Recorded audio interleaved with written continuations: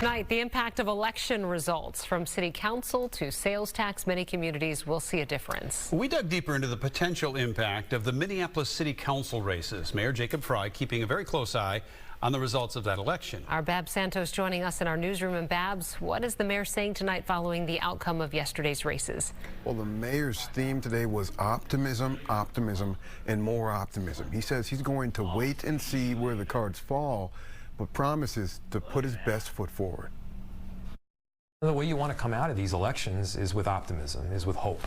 And that's exactly how I'm approaching it. Every seat in the Minneapolis City Council was up for grabs on Tuesday, but ultimately every incumbent who ran earned the right to stick around.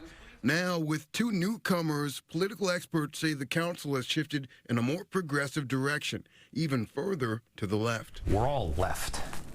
On the city council, you've got left, and then you've got further left.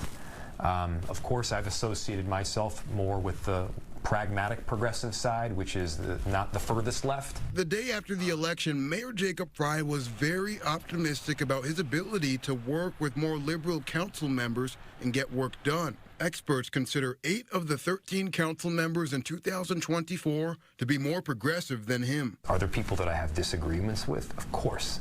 You know, that's always the case. But now's not the time to highlight the disagreements.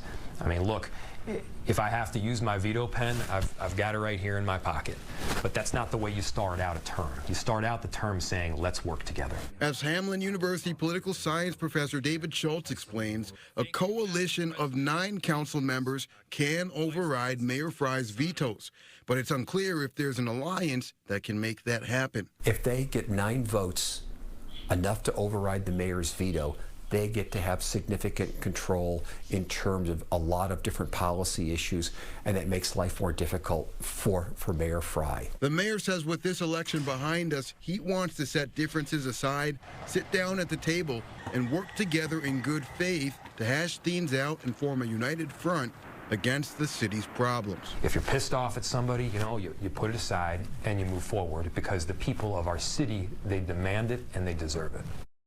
Tonight, Professor Schultz says the first sign of which direction this council is going to go in will be who they select as council president, or if current President Andrea Jenkins, an ally of Frey, is chosen to keep her role.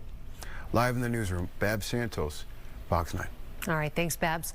Sales tax measures on yesterday's ballots were also a big talker, and many were approved by voters despite staunch opposition. One of the more heavily debated was in St. Paul, a 1% increase to fund roads and parks. It passed by a wide margin.